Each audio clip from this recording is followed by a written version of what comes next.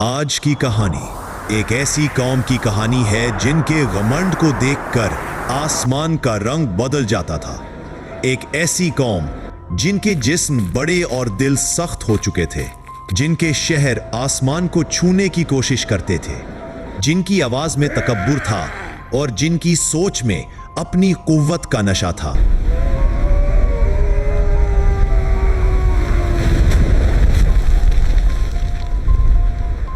یہ کہانی ہے قوم عاد کی، ان لوگوں کی جن کو اللہ نے نعمتوں سے نوازا، مگر انہوں نے انہی نعمتوں کو اپنے گھمنڈ کا حصہ بنا لیا۔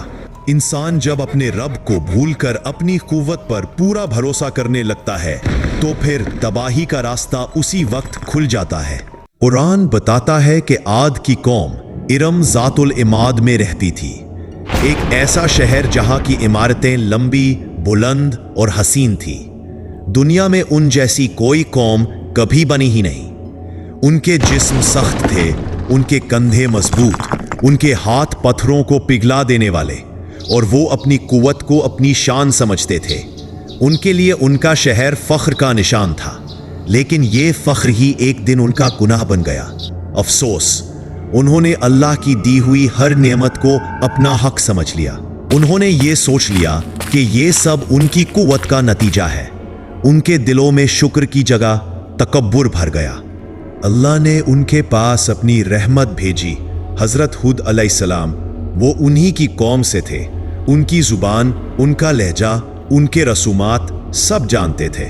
ان کے دل میں قوم کے لیے محبت تھی، لیکن انہوں نے جب اپنی قوم کو سمجھانا شروع کیا، انہوں نے صرف یہی کہا، اللہ سے ڈرو، اس کی عبادت کرو، اسی کا شکر کرو، کیونکہ یہ سب کچھ رزق، بارش، زمین، قوت سب اللہ نے دیا ہے۔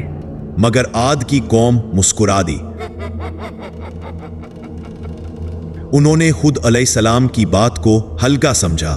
انہوں نے کہا، کون ہے جو ہم سے زیادہ قوت رکھتا ہو؟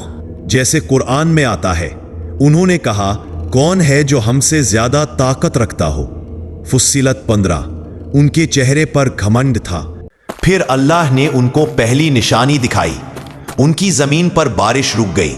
آسمان صاف تھا لیکن پانی کی ایک بوند نہیں گرتی۔ زمین پھٹ گئی، دریا سوکھ گئے، جانوروں نے دم توڑنا شروع کر دیا۔ عاد کے لوگ پریشان ہونے لگے۔ ان کے شہر کا سختی بھرا چہرہ دھیرے دھیرے اداس ہونے لگا۔ ہود علیہ السلام نے ان کو کہا، اللہ سے توبہ کرو، اللہ آسمان سے تم پر بارش بھیج دے گا۔ لیکن عاد نے کہا، ہم عذاب سے نہیں ڈرتے۔ ایک دن آسمان پر ایک کالا بادل چھا گیا۔ دور سے ایک اندھیرا اٹھتا ہوا دکھائی دیا۔ قوم عاد کے لوگ اکٹھے ہو گئے۔ انہوں نے خوشی کے ساتھ کہا، یہ بادل ہمیں بارش دے گا۔ قرآن میں آتا ہے، یہ تو ایک بادل ہے جو ہمیں بارش دے گا۔ احقاف 24۔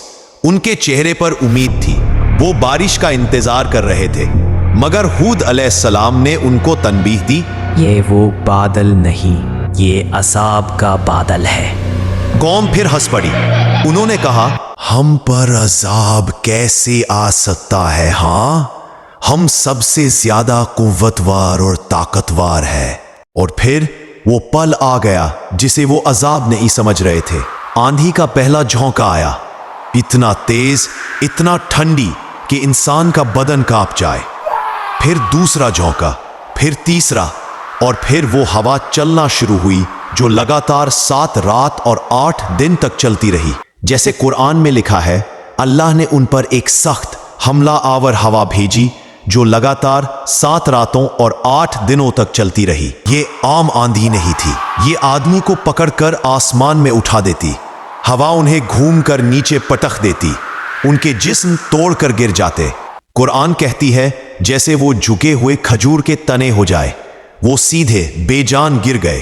تکبر کا سارا بوسہ ہوا نے مٹا دیا۔ سوچو، 7 رات 8 دن، ایک پل کے لیے بھی ہوا رکتی نہیں۔ اندھیرا، دھول، چیخے، عمارتوں کا گرنا، بچوں کی پکار، اور کوئی کسی کو بچا نہیں سکتا۔ عاد کا شہر جسے وہ فخر کرتے تھے، توڑ کر رہ گیا۔ ان کے جسم ہوا میں اچھال رہے تھے۔ ان کے گھر، ان کے محل، उनके मरकज ताकत सब मिट्टी का ढेर बन गए।